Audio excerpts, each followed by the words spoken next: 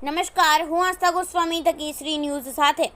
Eco ગાડીમાં overload શટલિયા passenger ભરો તો ચાલે, પરંતુ ખાલી ડેકીમાં ઘરનો કોઈ સામાન ભરો તો ન ચાલે. આપણે એટલું જાણીએ છીએ કે સૌથી વધુ ભણેલા અને ભણીને પાસ થયેલા લોકો ખૂબ જ સમજદાર અને હોશિયાર હોય છે, પરંતુ અમદાવાદથી ટ્રાફિક વિભાગના જવાબદાર અધિકારીઓ એક બાજુ જનતાને ડફોળ બનાવવા માટે જાહેર કરે છે કે ટીઆરબી જવાનોની કોઈ સત્તા નથી, છતાં એ જ અધિકારીઓના તાબામાં આખા અમદાવાદ શહેરમાં ટીઆરબી જવાનો બેફામ બની વાહન રોકી ભ્રષ્ટાચાર કરવામાં તત્પર હોય છે.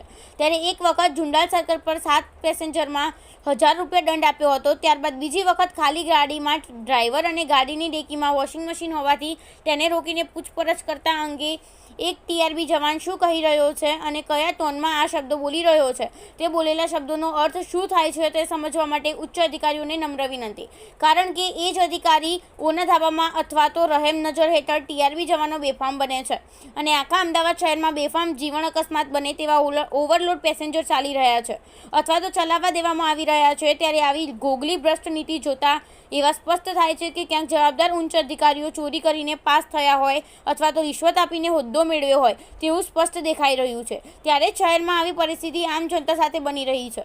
ઇકો ગાડીમાં ઓવરલોડ શટલિયા પેસેન્જર ભરો તો ચાલે, પરંતુ ખાલી ડેકીમાં ઘરનો કોઈ સામાન ભરો તો ન ચાલી શકે. રિપોર્ટર પાલુ પંડ્યા દ્વારા, અમદાવાદ.